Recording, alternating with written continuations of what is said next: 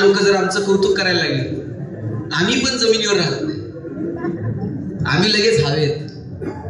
आणि मी एक दिवशी असं हवेतच वडिलांना म्हटलं मी आता इथून पुढं भाषण बिषण करणार नाही. वडील म्हटले काय झालं? मी म्हटलं बोलून बोलून जर समाज सुधारणार नसेल तर आपण का बोलायचं? वडील म्हटले ते समाज सुधारायचा तेव्हा सुधरेल, बोलून बोलून तू एकटा जरी सुधारला ना तरी आमच्या दृष्टीने ते फार मोठं काम असेल. तेव्हा ते समाज सुधारायचं तेव्हा सुधरेल.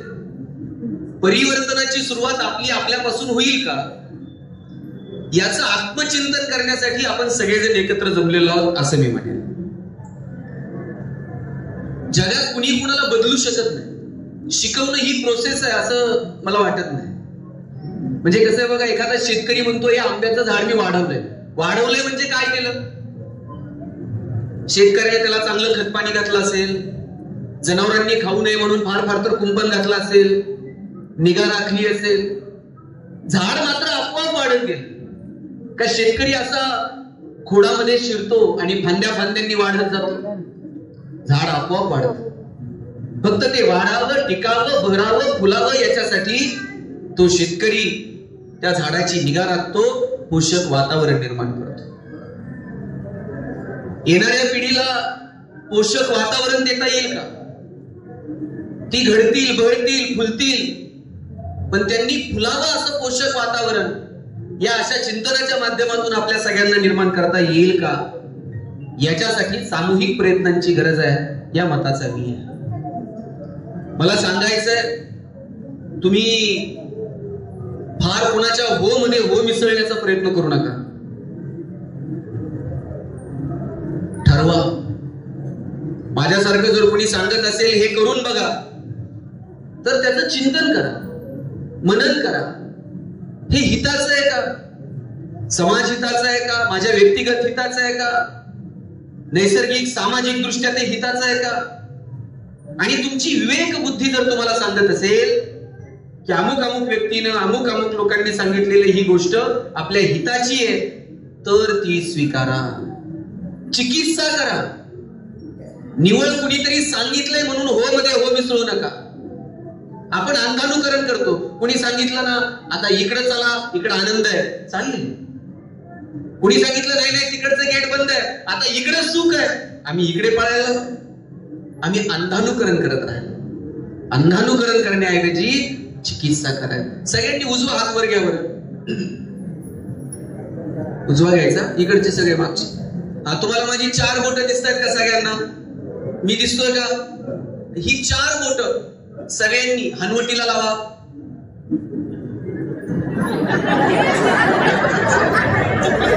तुमच्याकडे बारशीला हनवटीला कपाळ म्हणतात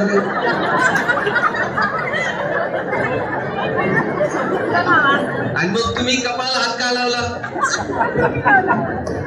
तुम्ही लावला म्हणून. आणि मी आता सांगितलं होतं अंधानुकरण करायचं. वर्षानुवर्ष हेच चाललंय. आम्ही हो मध्ये हो मिसळत आलो आणि त्याचे परिणाम भोगावे लागले. मी पुण्यात जिथे राहतो ना, माझ्या बिल्डिंगच्या खाली एक गार्डन आहे. एक आजी आणि तिच्या 4 मैत्रिणी रोज तिथे गप्पा मारत बसलेल्या असतात. मी सकाळी माझं कामाला निघतो, ती आजी मला हटकते दररोज. एक दिवशी मला म्हटली, गणेश तू ते कपड्याचं दुकान सुरू केलंय, चांगलं चाललंय ना? आता माझं कोणतंच कपड्याचं दुकान नाही. मी काय करायला पाहिजे होतं? मी आजीला सांगायला हवं होतं, आजी तुझा काहीतरी गैरसमज होतोय, माझं काही कपड्याचं दुकान नाहीये. पण आपल्याला सवय हो मध्ये हो मिसळायचा आणि पुढे निघायचं. आजीने विचारलं कपड्याचं दुकान कसं आहे? मी म्हटलं 1 नंबर. आजी दुसऱ्या दिवशी पुन्हा भेटली, गणेश तू ते भांड्याचं दुकान सुरू केलंय, चांगलं चाललंय ना? म्हटलं एकदम जोरात. आजी रोज नवीन धंदा शोधून काढायची. मी रोज तिच्या हो मध्ये हो मिसळायचो. आज सकाळी जरा गडबड होती. आजी म्हटली, गणेश तू ते मेडिकल सुरू केलंय, चांगलं चाललंय का? म्हटलं एकदम छान चाललंय. आजी बरोबर 4 मैत्रिणी, माझ्या बरोबर 4 मित्र मला म्हटलं, अरे कसलं मेडिकल आणि कधी सुरू केलं? मी म्हटलं, अरे कशाचं मेडिकल आणि कशाचं काय? या आजीला कदाचित स्मृतीभ्रंश असेल म्हणून आजी विसरते. बघा, मी मित्रांना सांगत होतो आजीला स्मृतीभ्रंश असेल, आणि माझ्या कानावर आलं आजी तिच्या मैत्रिणींना सांगत होती, मी तुम्हाला म्हटलं होतं ना याच्या डोक्यावर परिणाम आहे. काही म्हणा, हे होच म्हणतंय, हे कशालाच नाही म्हणत. आपण नाही योग्य ठिकाणी म्हटलं पाहिजे. पटत नाही तिथे खंबीरपणे आपण आपली भूमिका मांडली पाहिजे. पण आपण वेळ मारून देतो, हो मध्ये हो मिसळतो आणि पुढे चालायला लागतो. चिकित्सा करा, चिकित्सा करून स्वीकारा की माझं जगणं सुंदर करण्यासाठी हा मार्ग योग्य आहे का. बरं, जगणं कशानं सुंदर होणार आहे? मेडिकल मध्ये कोणत्या गोळ्या आहेत का? हा, ही गोळी घ्या, उद्यापासून तुमचं जगणं सुंदर. प्रकरण 12 हाताबाहेर आहे, यांना सलाईन लावा, जगणं सुंदर. जगणं सुंदर करणाऱ्या कोणत्याही टॅबलेट उपलब्ध नाही, कोणतेही कॉस्मेटिक प्रोडक्ट्स नाहीत जेणेकरून तुमचं जगणं ते सुंदर करू शकतील. हा, कॉस्मेटिक प्रोडक्ट्स तुम्ही थोडा वेळ जरा बरे दिसाल, परंतु जगणं समृद्ध हे साधनांनी होत नाही, हे मात्र आपण समजून घेतलं पाहिजे. साधनांनी जर जगणं सुखी होत असतं, ताई या इकडे सगळ्या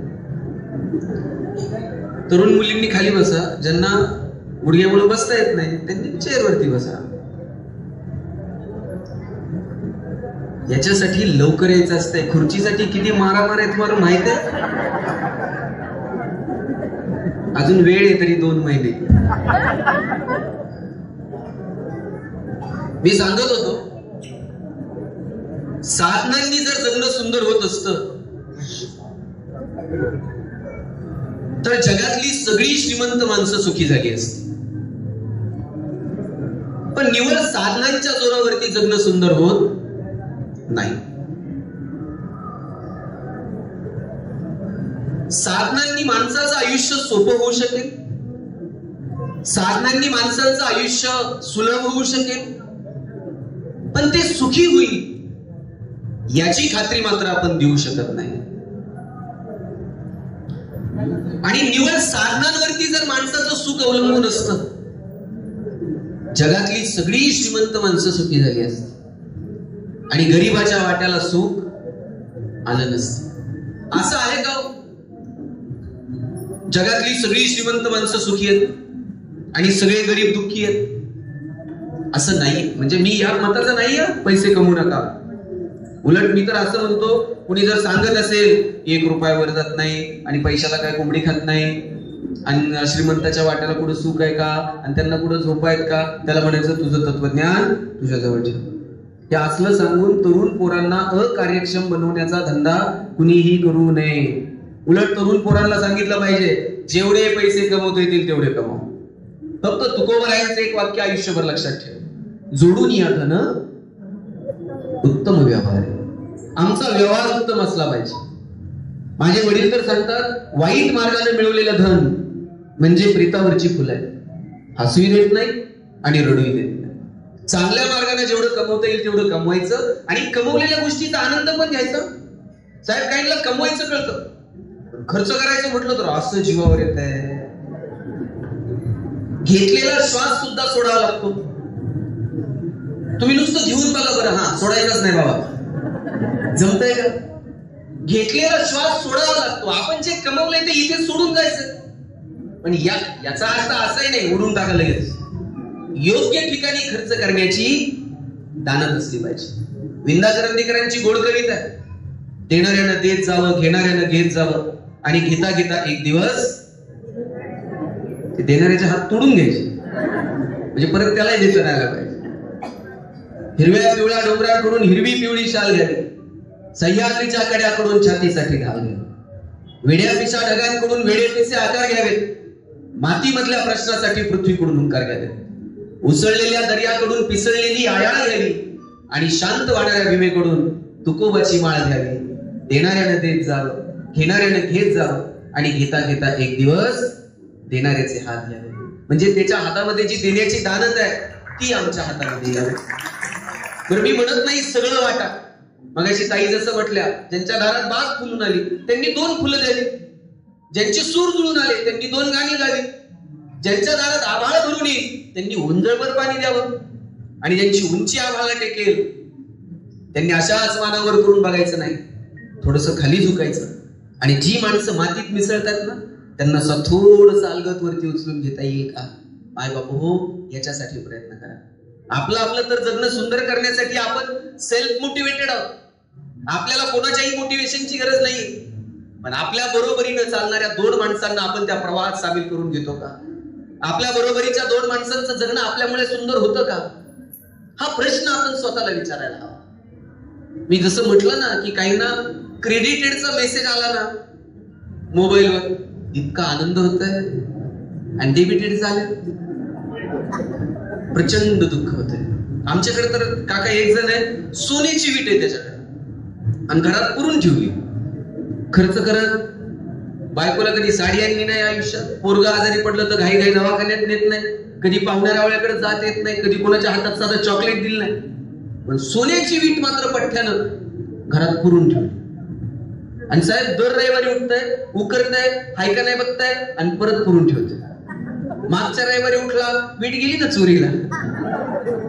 पोलीस स्टेशनला गेला, म्हणला माझी सोन्याची वीट चोरीला गेली. पोलीस म्हणले तुझ्याकडे बघून तर वाटत नाही तुझ्याकडे सोन्याची वीट असं. म्हणला पिढ्यानं पिढ्या चालत आलती, केलं का? काही नाही, म्हणला पुरून ठेवली होती. दर रविवारी उठायचो, उकरायचो, हायका नाही बघायचो, परत पुरून ठेवायचो. पोलीस म्हणले एवढंच आहे ना, उद्या तुझी वीट सापडून ठेव. दुसऱ्या दिवशी हा पोलीस स्टेशनला गेला. पोलिसांनी याच्या हातात दगडाची वीट दिली. हे म्हणते माझी सोन्याची होती, तुम्ही दगडाची देता. पोलीस म्हणले तुला काय घेणं देणं आहे सोन्याची असून, नाही तर तुला काय करायचंय? तुला जर पुरूनच ठेवायची आणि उकरूनच बघायची, मग ती सोन्याची असू नाही तर दगडाची, तुला काय फरक आहे का? तुमच्याकडे ढिगानं संपत्ती आहे, पण योग्य ठिकाणी तुम्हाला ती खर्च करायची नाही. त्या संपत्तीचा उपयोग आहे का? आयुष्य कमालीचा क्षणभंगूर आहे. निसर्गाने माणसाला काही मर्यादा घालून दिलेल्या आहेत. त्या मर्यादा जर आपण समजून घेतल्या तर जगणं सुंदर होतं. निसर्गाची पहिली मर्यादा, निसर्गाचा पहिला नियम, जन्माला येण्याचे संकेत 9 महिने आधी मिळतात. 9 महिने आधी कळतं आता कुणीतरी जन्माला येणार आहे. पण जाण्याचे संकेत 9 मिनिट पण आधी मिळत नाही.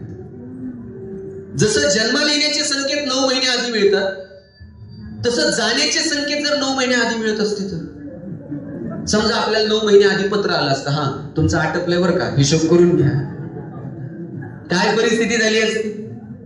पत्र आल्याबरोबर लोक धास्तीनच गेली असती. निसर्गाचा पहिला नियम, येण्याचे संकेत मिळतील, जाण्याचे मिळणार नाहीत. निसर्गाचा दुसरा नियम, येतानाही काही घेऊन यायचं नाही आणि जातानाही काही घेऊन जायचं नाही. आणि जाताना जर काही घेऊन जाता आलं असतं तर आपण सोयीनं गेलो असतो का?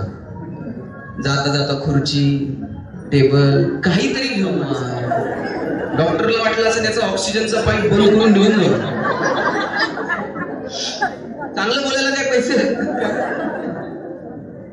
चांगलं बोला, प्रेमानं बोला.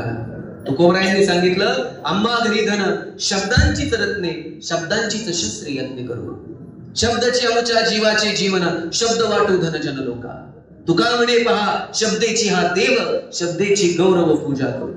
तुकोबरायांनी शब्दाला देव म्हटलं, शब्दाला धन म्हटलं, शब्दाला रत्न म्हटलं, शब्दांचा गौरव करायला सांगितलं, शब्दांना देव म्हटलं. किती शब्दांचं सामर्थ्य, मग ते जपून वापरावे. दुर्योधनाचा पाय घसरला आणि द्रौपदीच्या मुखातून शब्द बाहेर पडले, अंधे का भूत अंधा. त्याऐवजी जर द्रौपदी म्हटली असती, दुर्योधना तुला लागलं तर नाही ना, बस बरं पाणी आणते, चहा ठेवते,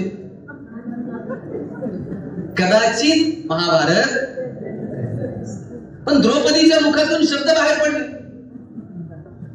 निमित्त झालं आणि दुर्योधन संधी शोधत राहिला. शकुनी मामा सोमट्या टाकत राहिले, धर्मराजा हरत गेला, डावावर लावायला काहीच उरलं नाही.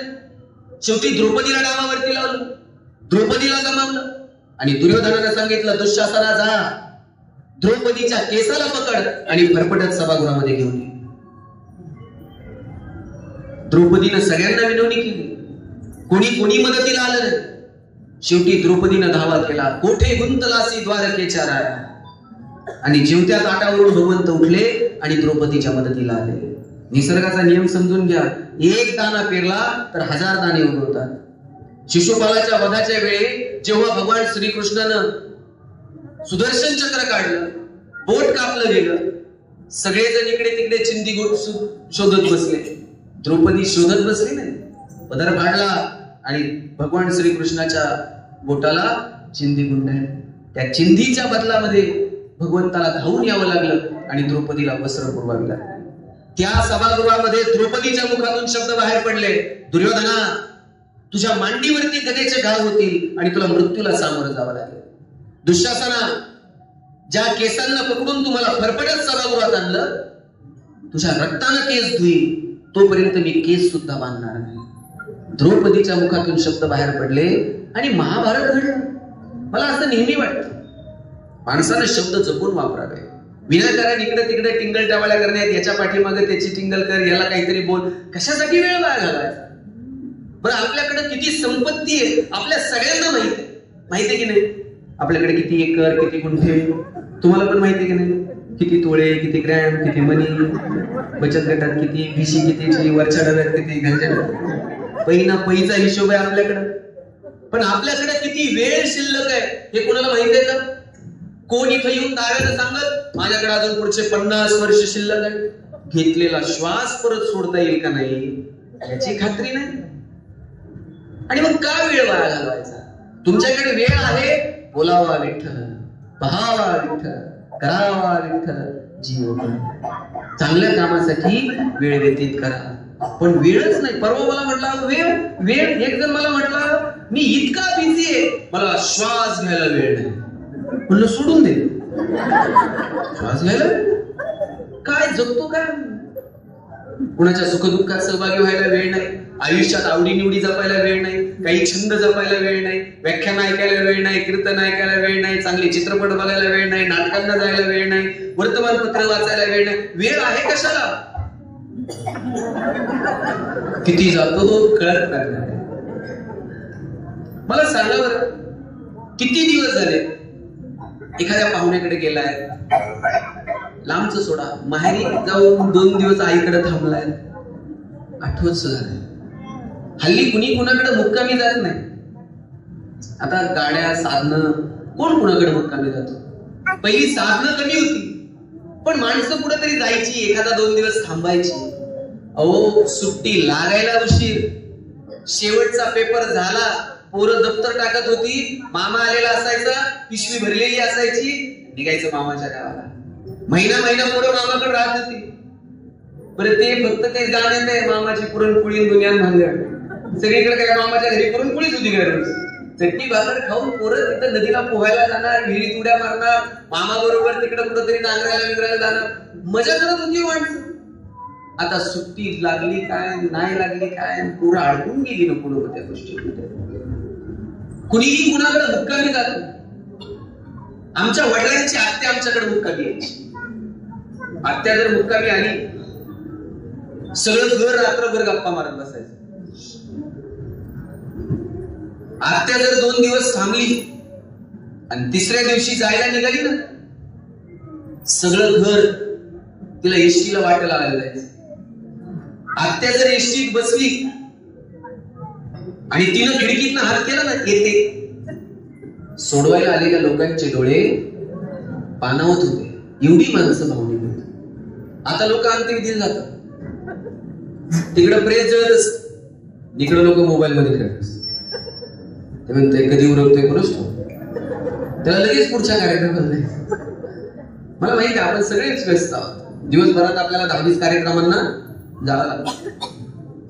पण एक गोष्ट मात्र प्रत्येकाला लक्षात ठेवली पाहिजे, प्रत्येकाच्या आयुष्यात एक कार्यक्रम असा येणार आहे, आपल्याच कार्यक्रमात आपण गैरहजर असणार आहोत. कार्यक्रम आपला असेल पण त्यात आपली उपस्थिती नसेल. आणि हा निसर्गाचा त्रिकालाबाधित सत्य नियम आहे. प्रत्येकाला एक ना एक दिवस या जगाचा निरोप घ्यायचा आहे. म्हणून अहंकार न बाळगता जोपर्यंत डोळ्यात प्रेम आहे, जोपर्यंत हृदयात वात्सल्य आहे, तोपर्यंत आपण माणसं आहोत. ज्या दिवशी डोळ्यातलं प्रेम संपलं, ज्या दिवशी हृदयातलं वात्सल्य संपलं त्या दिवशी समजावं आपण माणूस उरलो नाही, आपण यंत्र होऊन चाललेलो आहोत. भेटा बोला, दुसऱ्या गावात गेलेली माणसं परत भेटतील,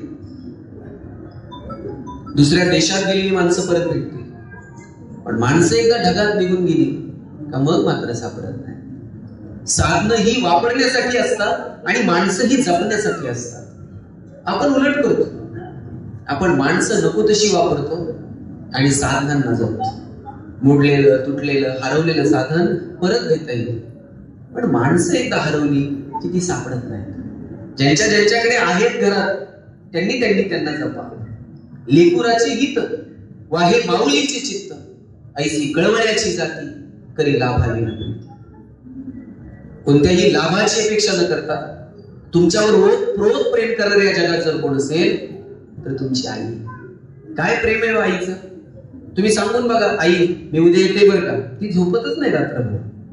बाई निघाली का, गाडीत बसली का, जागा भेटली का, उतरली का, घ्यायला पाठवू का. तुम्ही उमऱ्यापाशी पोहोचायला उशीर, म्हातारी पटकन उमऱ्यापाशी पडते. भाकरीचा तुकडा वळून टाकत, पाणी वळून टाकत, पटकन जवळ घेईल, बोट मोडल, गालावर ओठ लावे. आणि तुम्ही सासरी जायला निघाला, तुमच्या आईनं तुमची पिशवी कधी रिकामी पाठवली का. शेंगाची चटणी घेऊन जा, कांदे घेऊन जा, लसूण घेऊन जा, भाजी घेऊन जा, पापड करून ठेवलेत, लोणचं घालून ठेवलंय, कुरड्या करून ठेवल्यात, वडे तोडून ठेवले. सासरी काय मिळत नाही का. सासरी सगळं मिळतं, पण पोरीची पिशवी आई कधी रिकामी जाऊ देत नाही. प्रेम असतं आईचं. आणि पोरींना दिवसभरात एकदा तरी आईला फोन करून सगळं सांगायचं असतं. आई तुमचं सगळं ऐकते. कधीतरी आईचं एक वाक्य तुम्ही नीट ऐकलं पाहिजे. कधीतरी कळत न कळत आई म्हणते, बाई आम्ही आहोत ना तोपर्यंत येत चला. ज्या दिवशी आई असं म्हणेल आम्ही आहोत तोपर्यंत येत चला, तेव्हा हातातली खांब थोडीशी बाजूला ठेवा आणि भेटा माणसांना. गेल्यानंतर आपण अग्नी देतो त्या शरीराला, त्या शरीराला अग्नीचा दाह कळत नाही. तुम्ही दिलेल्या मांडीचा स्पर्श कळेल, तुम्ही घातलेली वाऱ्याची झुळूक तिथपर्यंत पोहोचेल ना. तिथं वाऱ्याची झुळूक पोहोचते ना मांडीचा स्पर्श करतो. गेल्यानंतर ना संवाद, ना सहवास, ना स्पर्श. जोपर्यंत जिवंत आहोत तोपर्यंत बोला, प्रेमानं वागा.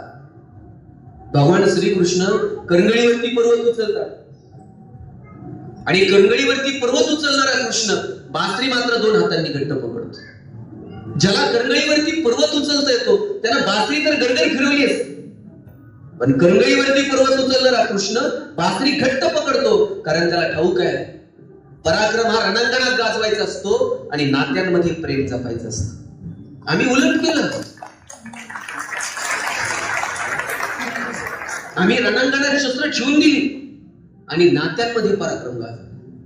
परवा एक जण मला म्हटला 10 वर्ष झाली भावाच्या दारात गेलं नाही. म्हटलं वा, काय पराक्रम आहे. 10 वर्ष झालं बहिणीचं तोंड बघितलं नाही. म्हटलं गेल्यावर जसे जपा एकमेकांना, वेळ द्या. ज्ञानोबा समाधीला जायला निघाले, निवृत्ती महाराज रडायला लागले. रडणाऱ्या निवृत्ती महाराजांना नामदेवरायांना विचारलं, दादा डोळ्यात पाणी का. आकाशात कितीतरी तारे येतात आणि निखळतात, आकाशाला त्याचं दुःख का वाटावं. निवृत्ती महाराज म्हटले, नामदेवराया आकाशात कितीतरी तारे येतात आणि निखळतात, आकाशाला त्याचं दुःख नसतंच, पण भाऊ म्हणून हे सगुण रूप परत कधी बघायला मिळायचं नाही, म्हणून डोळ्यात पाणी. ज्ञानियांचे ज्ञानी, योगियांचे योगी असणारे ज्ञानोबा ताटी लावून बसले होते. कुणी म्हणायचं ज्ञानोबरायांना ताटी उघडा. एवढीशी बहीण पुढे आली आणि तिनं आवाज दिला, चिंता क्रोध मागे सारा, ताटी उघडा ज्ञानेश्वरा. मुक्ताईनं आवाज दिला, ज्ञानोबरायांनी ताटी उघडली आणि ज्ञानेश्वरी सारखा महान ग्रंथ तुमच्या माझ्या समोर आला. आपल्याकडे म्हण होती, आई मरो आणि एवढं प्रेम होतं मावशीचं. पोरं बापाकडे हट्ट करत नव्हती, तेवढं चुलत्याकडे करत होती. बापाला म्हणायला घाबरायची, मग चुलत्याला म्हणायचं, नाना जरा ते घेऊन द्या, तात्या जरा हे आणाल का, काका माझ्यासाठी हे विकत घ्याल का. मग चुलत्याला पुतण्याचा हट्ट पुरवायचा. आता ही शेवटची पिढी आहे ज्यांच्याकडे मावशी काका शिल्लक आहे.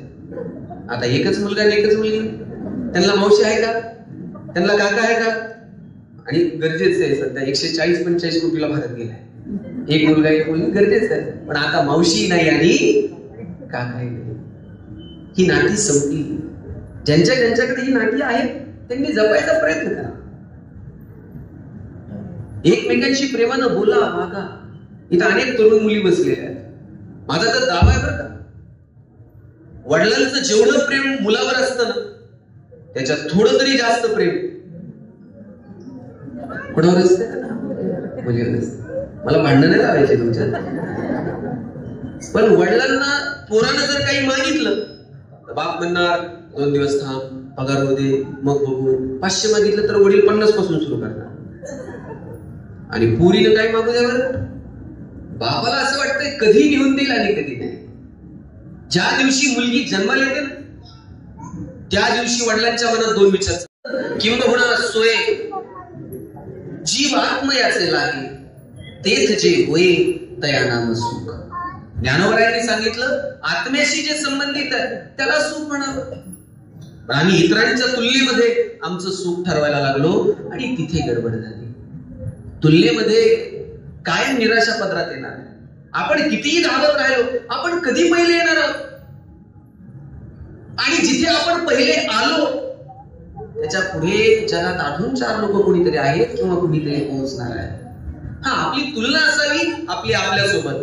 अरे आज मी इथे होतो, उद्या मी तिथे असणार, परवा मी तिथे असणार. आपली स्पर्धा आपल्यासोबत. जगावं छान, शोधावं आपल्यामध्ये काय वेगळेपण आहे. आयुष्यातल्या छोट्या छोट्या क्षणांचा मनापासून आनंद घ्यावा. मला तर खरं सांगा बरं, आपल्यापैकी किती जणांना आनंदी राहायचंय?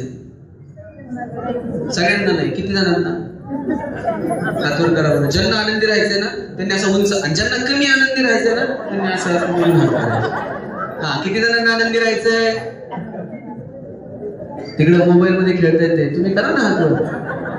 हा, शाबास. सगळ्यांना आनंदी. मी दुसरा प्रश्न विचारतो, तुम्हाला आनंदी राहायचंय की तुम्ही आनंदी आहात हे जगाला दाखवायचंय? खरं सांगा. आनंदी राहायचंय ते फार सोपं आहे. मला खात्री आहे बहुतांशी लोकांना आनंदी राहायचं नसतं. आपण आहोत हे जगाला दाखवायचं असतं. लाखो रुपये खर्च करून लोक परदेशात फिरायला जातात दादा, आणि तिथं जाऊन काहीच बघत नाही का? त्याच्या डोक्यात एकच असतं, फोटो काढते, स्टेटस ठेवतो. त्याला तिथं बघण्यात इंटरेस्ट नाहीये.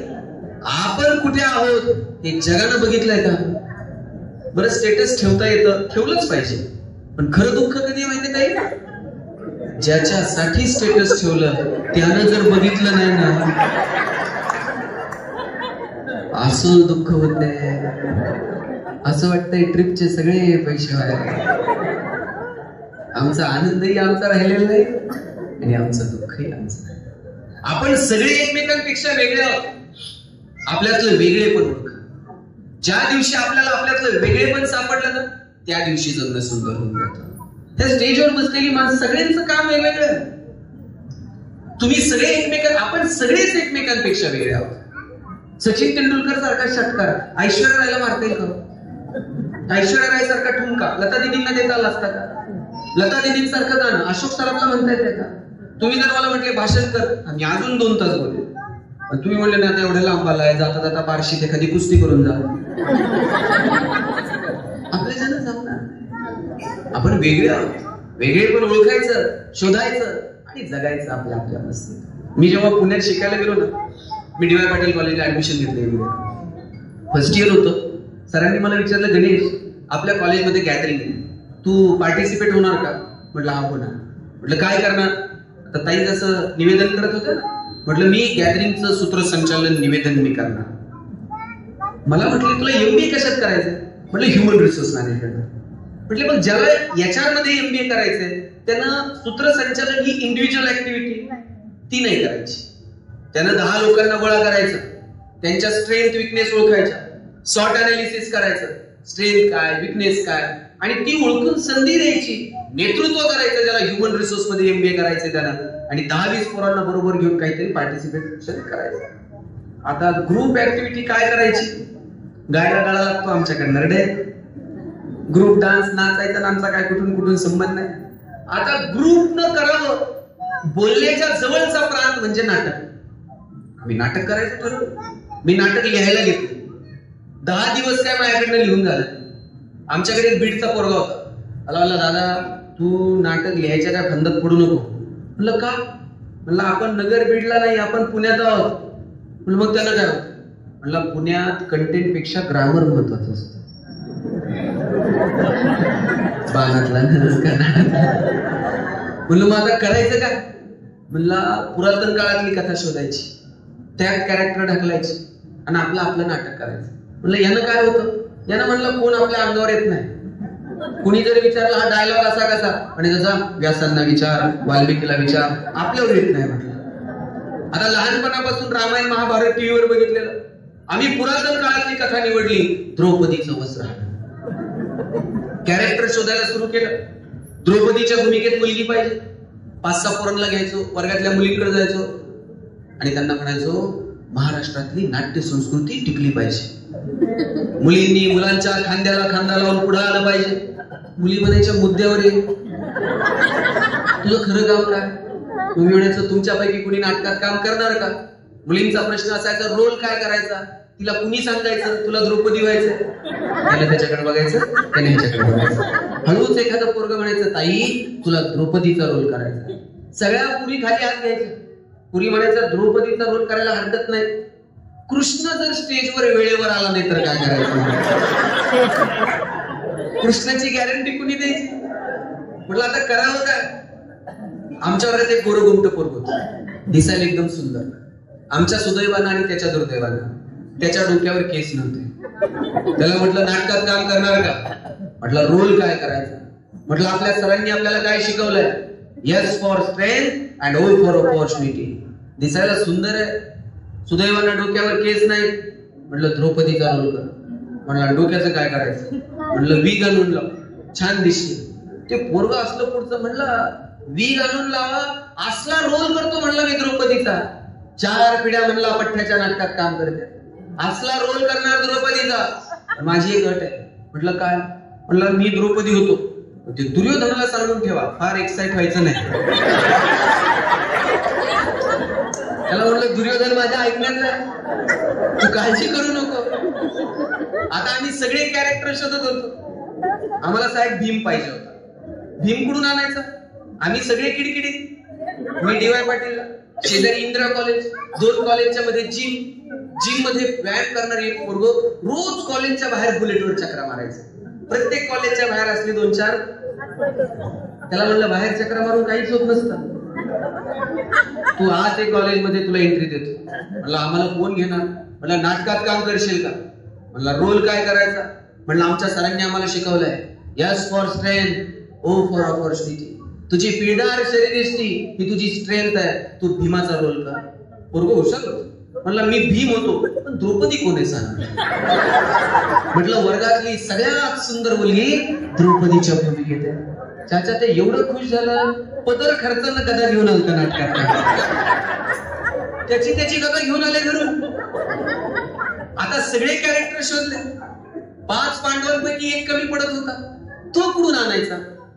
आमच्या वर्गात पहिल्या वाकावर बसणार एक पोरग होतं, ज्यानं आयुष्यात अभ्यास सोडून दुसरा उद्योग केला नाही. आणि प्रत्येक वर्गात ताई असले 2-4. ते 1 मार्क कमी पडलं ना, 99 पडले ना, तरी रडते ते. हे पुढे गेल्या म्हणून रडत. कधी मैदानावर खेळायला जात नाही, कधी पिक्चरला जात नाही. आमच्या बरोबर जे होतं ते इतकं हुशार, पण कधी पिक्चरला जर आलं तर 2 वर्षात त्याला शिट्टी वाजवता आली नाही. 1 रुपयाची शिट्टी घेऊन यायचं पिक्चरला. आणि खूप मोह झाला त्याचा खाली बघून शिट्टी वाजवली. प्रेझेंटेशनला जर पुढे आलं, मान वर करून कधी बोललं नाही, मान खाली घालून बोलला. मी त्याला धाडसानं म्हटलं कॉलेजचं गॅदरिंग आहे, आम्हाला 1 रोल जरा कमी पडतोय, तू भाग घेणार का? मला म्हटला रोल काय करायचा? म्हटलं आपल्या सरांनी आपल्याला शिकवलंय यस फॉर, ओ फॉर. लक्ष आहे तुझं. अरे तुझी मान खाली असणं ही तुझी स्ट्रेंथ आहे. म्हणलं ते कसं? म्हणलं 5 पांडवांपैकी एकाची भूमिका तू करायची. द्रौपदीचं वस्त्रहरण सुरू झालं का शर्मेनं मान खाली घालायची, नाटक संपेपर्यंत वर करायचे. म्हटलं लोक आयुष्यभर हेच करत आलं, मला नाटकात पण हेच करायचं. आता आमचं ठरलं, नाटक सुरू झालं, सगळे माझ्या ऐकण्यातले होते, पण भीम काय आपल्या ऐकण्यातला. सगळ्यांना माहित होतं द्रौपदीच्या भूमिकेत मुलगा मुलीचा रोल करतोय. भीमाला वाटायचं एवढी सुंदर द्रौपदी, आणि दुर्योधनाचं काय चाललंय. दुर्योधन वस्त्रहरणाला पुढे निघाला का भीम त्याच्या मागच गदा घेऊन. दुर्योधन प्रचंड घाबरले. दुर्योधनाला म्हटलं अरे घाबरू नको, पुढं हो. द्रौपदीच्या फक्त पदराला हात लाव, कृष्ण येतोय, प्रकरण मिटतंय. दुर्योधन म्हणला इतिहासात काय झालं ते झालं, तुम्ही भीमाला पकडा, त्याशिवाय आपण द्रौपदीच्या नादाला लागणार. भीमाला म्हटलं लगा गप, कृष्ण येईपर्यंत दम धर. भीम म्हणला माग काय घडलं ते घडलं, आता नाही. जोपर्यंत हा पठ्ठ्या स्टेजवर आहे आणि आपल्या हातात गदा आहे, तोपर्यंत द्रौपदीचं वस्त्रहरण होत नसतं. कृष्ण स्टेजच्या मागे घामाघूम झालेला. कृष्णाला म्हटलं तू आल्यावर तर प्रकरण मिटतं. ते म्हणलं मागे काय घडलं ते घडलं. भीमाची गदा खरी असल्या कारणानं आणि आमचं सुदर्शन चक्र थर्मोकॉलचं असल्या कारणानं समोरासमोर लढाई होऊ शकत नाही. आता करायचं काय साहेब, आमच्यामध्ये जरा दुर्योधनाची तब्येत बरी होती, मग आम्ही ठरवलं दुर्योधनाच्या मदतीनं भीमाला पकडायचं. साहेब हल्ली कुणी कुणाची मदत घेतली.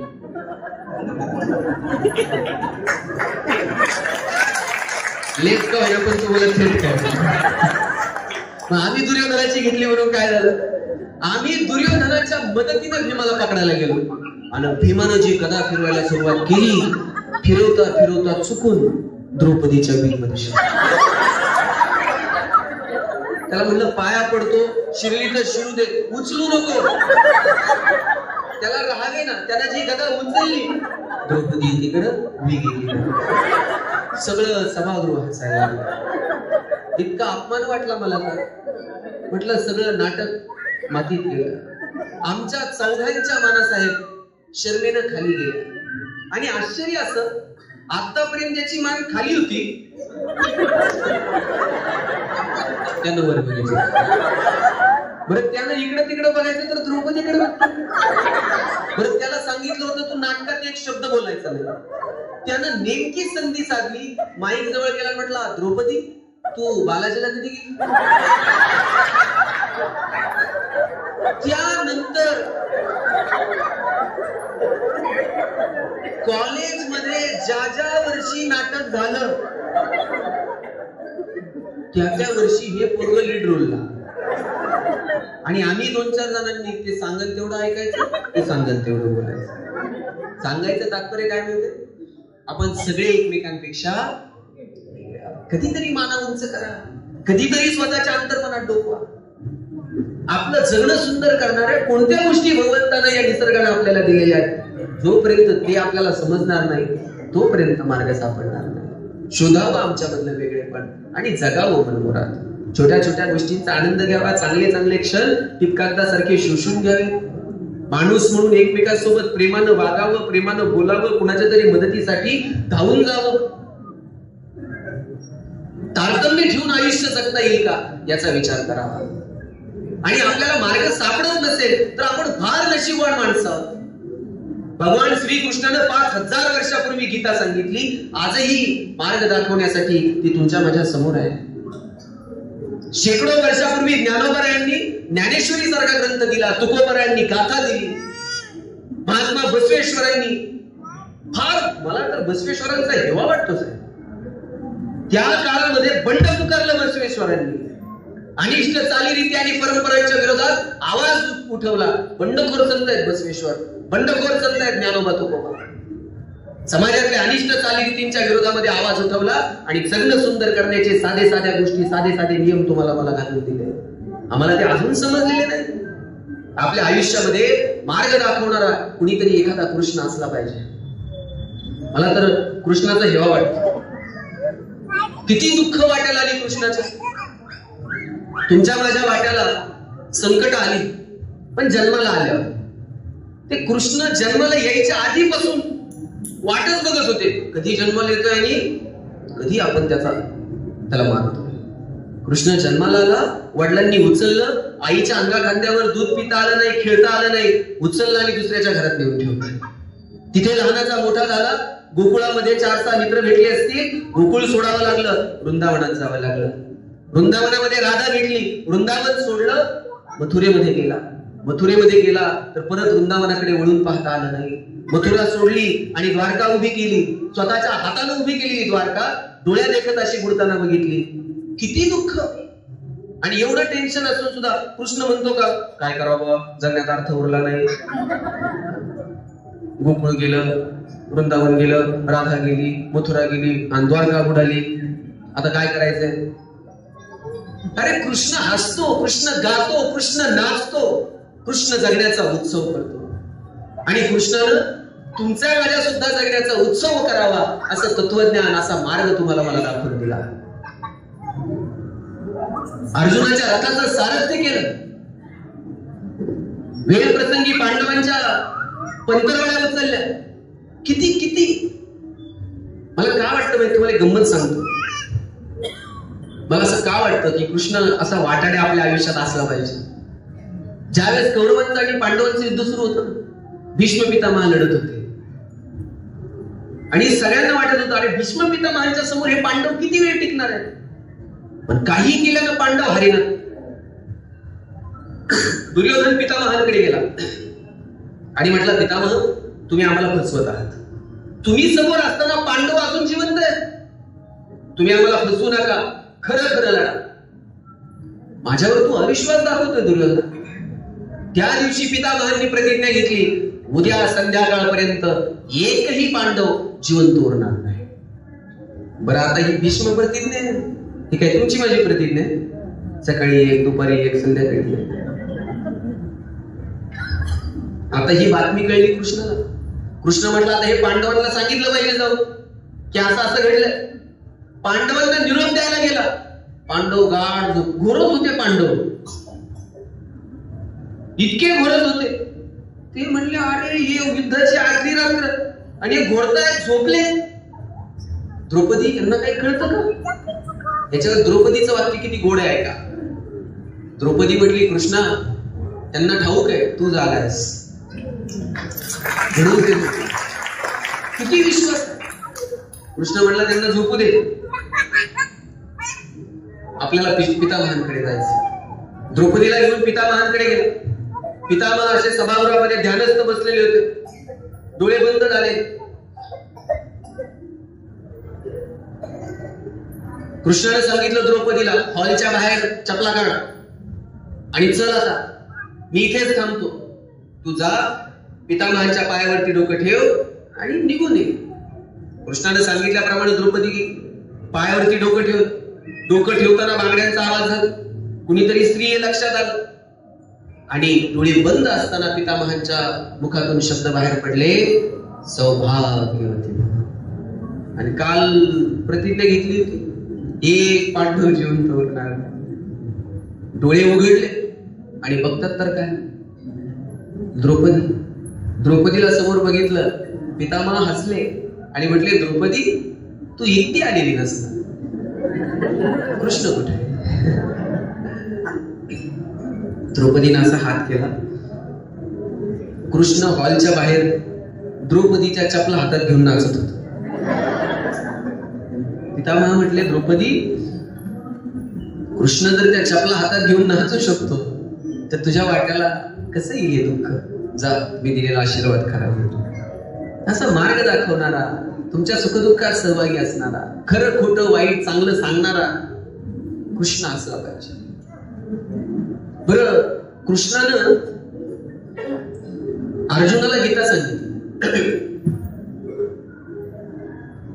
अगदी तसंच दुर्योधनालाही समजावून सांगायचा प्रयत्न केला होता. शांतिदूत म्हणून कोण गेलं होतं? कृष्ण गेला होता. शांतिदूत म्हणून गेलेल्या कृष्णानं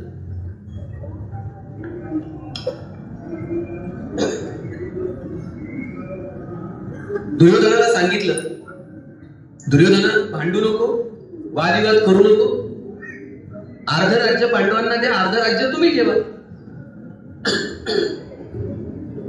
दुर्योधन म्हटलं अर्ध राज्य?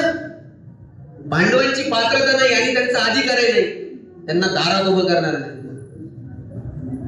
कृष्ण म्हटलं नको अर्ध राज्य, एक काम कर, सगळं राज्य तुला ठेव, 5 गावं 5 पांडवांना देऊन टाक, ते 5 गावांमध्ये सुखी राहतील. पण केवढा अहंकार दुर्योधनाला. दुर्योधन म्हटला 5 गावं, सुईच्या टोकावर जेवढी जागा येते ना तेवढी जागा सुद्धा पांडवांना देणार नाही. आणि एवढं म्हणून दुर्योधन थांबला नाही, कृष्णाचा अपमान केला. कृष्णाला म्हटला आणि तू कोण रे मला सांगणार? तुझं प्रवचन ऐकायला मी काय अर्जुन आहे? तुझं प्रवचन तिकडे अर्जुनाला जाऊन सांग, मला हे तुझं तत्वज्ञान सांगू नको. एक उराखी एक ग्वाला तू, आणि तू मला समजावून सांगायला आलं. आणि आजूबाजूच्या सैन्याला सांगितलं बघता काय रे, पकडा कृष्णाला, यालाच अटक करा, यालाच बंदिवासात टाका. आता कृष्णाला अटक करायची. दुर्योधनाचं सैन्य साखळ्या घेऊन कृष्णाला अटक करायला निघालं. लक्षात घ्या, आयुष्यात संकट येतात. कधी कधी पाय रोवून असं संकटाच्या समोर उभं राहायचं, कधी 2 पावलं माघार घ्यायची, कधी वळसा घालून निघून जायचं, तारतम्य ठेवून जायचं. कृष्णाला अटक करायला निघालं. दुर्योधनाचं सैन्य कृष्णाला अटक करायला साखळ्या घेऊन आलंय आणि त्या सभागृहामध्ये असा पाय रोवून उभा राहिला कृष्ण आणि हसत हसत दुर्योधनाला विचारतो. दुर्योधनाला काय विचारलं? बांधणे मुझे जो आए हो, जंजीर बडी क्या लाए हो?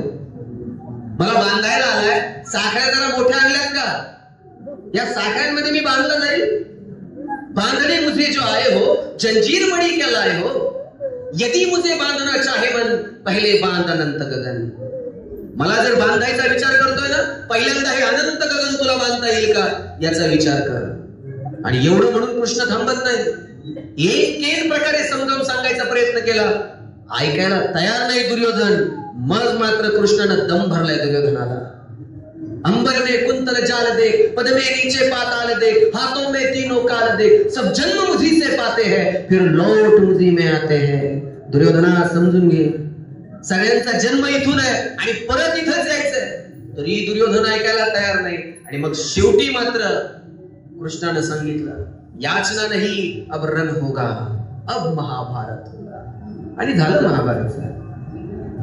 जगातले सगळे योद्धे एकमेकांवर तुटून पडले. मृत्यूचा असा तांडव उभा राहिला, रक्ताचे पाठ वाहिले. कृष्ण येतो आयुष्यात, सांगतो, दस्तक देतीये हर चीज, तर ती समजून घेता आली पाहिजे. कधीतरी 2 पावलं मागे द्या, कधीतरी संकटाच्या समोर छाती काढून उभं राहा, तारतम्य ठेवून जाता. शिवाजी महाराज अफजल खानाचा कोथळा घालतात, मिर्झा राजेसोबत रणांगणात आता समोरासमोर हिताचं नाही, माघार घेतली 2 पावलं, तह केला, 23 किल्ले देऊन टाकले. बरं ते दिले म्हणजे काय, कायमचे दिले, तात्पुरती ऍडजस्टमेंट होती. 23 किल्ले दिले, भेटायला गेले औरंगजेबाला आणि जाताना एकटे गेले नाहीत, एवढ्याशा संभाजीराजांना सोबत घेऊन गेले. आता मधला जो प्रवास आहे, या मधल्या प्रवासात शिवाजी राजांचा आणि संभाजीराजांचं काही तर बोलणं झालं असेल की नाही? काय बोलले असतील शिवाजीराजे संभाजीराजांना? स्विस बँकेत आपला अकाउंट आहे, पासवर्ड सांगतो, पुण्यात आपले 2 फ्लॅट आहेत. काय बोलले काय असतील? शिवाजी राजांनी सांगितलं असेल, शंभूराजे आतापर्यंत जिंकणं बघितलं, आतापर्यंत यश बघितलं, आयुष्यातला संघर्ष सुद्धा जोडून बघा, चला आमच्या सोबत घेऊन गेले. तिथं गेल्यानंतर औरंगजेबानं संभाजीराजांना एक हत्ती भेट म्हणून दिला आणि थोडीशी गंमत करावी म्हणून दिलेर खान म्हटला, शंभूराजे आप इतने छोटे हो और हाथी इतना बड़ा है, इस हाथी को आप महाराष्ट्र में कैसे ले जाओगे? एवढा संभाजी राजा दिलेर खानाच्या डोळ्यात डोळे घालून सांगतो, ये तो जानवर है, बैठ कर जाएंगे, नहीं आया तो खींच कर ले जाएंगे, लेकिन हमारे आबा साहब ने जो आपको किले दिए हैं वो तो अभी महाराष्ट्र में, उन्हें आप आगरा कैसे जाओगे? एवढे संभाजी राजे पण माहित होतं आता तहात दिले आणि गेल्यावर घेऊ की परत येते. लग्न काय असतं पेटून, प्रत्येक वेळेस असं संकट मिळायचं नाही. सगळे डोंगर पोखरून, वेळ किती आपल्याकडं, मूर्खांच्या नादी लागत बसू नका. काही डोंगर पोखरच्या ऐवजी वळसा घाला, निघून जा आपल्या मार्गाने. तारतम्य ठेवून जगता आलं पाहिजे. ते महमूदचा एक पिक्चर बघितला होता. त्या महमूदच्या छातीवर एकानं बंदूक ठेवली आणि त्याला विचारलं, बोल तेरी आखरी ख्वाहिश क्या है. आता याच्यापेक्षा काय संकट असते आयुष्यात. थेट छातीवर बंदूक ठेवून विचारलं, तेरी आखरी ख्वाहिश क्या है. महमूद म्हटलं, आखरी ख्वाहिश तेरी बंदूक मुझे दे दे म्हणलं. काय भन्नाट झालं. सगळ्या संकटांना असं, संकटाला कधी कधी इतक्या निष्ठिलपणे सामोरं जा. संकटाला वाटलं पाहिजे कुठून याच्या नादाला लागलो. आयुष्य तारतम्य ठेवून जगता येईल का याचा विचार करा. काळ बदलतोय, वेळ बदलते, काळ आणि वेळेनुसार बदलावं लागेल आणि बदलतोय आपण. नाही बदललं तर आपण टिकू शकणार नाही. बदल हा निसर्गाचा नियम आहे, बदललं पाहिजे. पण कोणत्या चांगल्या गोष्टी सातत्यानं सोबत ठेवायच्या ते ठरवता आलं पाहिजे. नवीन तंत्रज्ञान स्वीकारा. आता शेवटचे 5 मिनिट घेतो. नवीन तंत्रज्ञान स्वीकारा, नवीन प्रणाली स्वीकारा. आता हा कॅमेरा कोणत्या कंपनीचा आहे? फोटोग्राफर सोनीचा कॅमेरा. आता कॉडॅकचा दिसतो का पुढे बाजारात? नाही. आणि एक काळ काय होतं, फक्त आणि फक्त कॉडॅकचा जमाना होता. 5 मिनिट आता शेवटचे. एक काळ फक्त कॉडॅकचा होता. आता कॉडॅकचा कॅमेरा दिसत नाही. तुम्ही एवढी वडीलधारी माणसं आहेत ना, यांचे सगळ्यांचे लग्नाचे अल्बम चेक करा. 100% कॉडॅकचा कॅमेरा. म्हणजे नवरा नवरीनं हार घालायला आणि फोटोग्राफरचा रोल संपायला. आणि फोटोग्राफरला विचारलं ना, त्या अल्बमचं कधी देतो रे? ते म्हणणार अल्बम 6 महिने अल्बम मिळत नव्हते. ते सांगणार फोटो धुवायला दिले. कोणत्या नदीवर जात होतो कुणाशी. कॉडॅकनं डिजिटल टेक्नॉलॉजी स्वीकारली नाही. कॉडॅक हद्दपार. आपल्या पिढीनं, माझ्या पिढीनं, माझ्या वयाची जी माणसं इथे, आपण पहिला फोन आयुष्यात कोणत्या कंपनीचा घेतला होता? नोकिया 3310, 1100, 1600, 2600. आता नोकिया आहे का? अँड्रॉइड टेक्नॉलॉजी स्वीकारली नाही, नोकिया टिकू शकलं नाही. साधा नियम आहे. बदलत्या तंत्रज्ञानानुसार बदलावं लागेल. जाहिराती बदलत गेल्या. तुम्ही बघा, आठवतंय का? माझा दावा आहे, वडीलधाऱ्यात सगळ्यांची ही जाहिरात पाठ असणार. रविवारी 4 वाजता मराठी पिक्चर लागायचा. धूमधडाका, थरथराट, लक्ष्मीकांत बेर्डे, अशोक सराफ. आणि मध्येच एक जाहिरात लागायची, लाईफ बॉय है जहाज. वाट आहे का नाही? आणि लाईफ बॉयच्या जाहिरातीमध्ये फुटबॉल खेळणारी पोरं दाखवली होती. भारतात कधीतरी फुटबॉलची क्रेज होती का? पण फुटबॉल खेळणारी पोरं का दाखवली असतील मला माहित नाही. विचारायचं कोणी लाईफ बॉयला? मोनोपोली होती. लोक दुकानात जाऊन साबण द्या नव्हती म्हणत, लाईफ बॉय द्या म्हणायची. पण त्यानंतर लक्स आला. राजा हिंदुस्थानी पिक्चर हिट झाले. करिश्मा कपूर फॉर्म मध्ये होती. लक्सनं करिश्माला ब्रँड अँबॅसेडर केलं. आता करिश्मा कपूरला लक्सनं ब्रँड अँबॅसेडर केलं, फुटबॉल खेळणाऱ्या पोरांकडे कोण बघताय का? लक्सनं मार्केट तयार केलं. लाईफ बॉयला कळलं, आता जर टिकायचं असेल आपल्याला बदलावं लागेल. लाईफ बॉयनं ठोकळा साबण बाजूला केला लाल रंगाचा आणि लाईफ बॉय गोल्ड नावाचा साबण बाजारात आणला.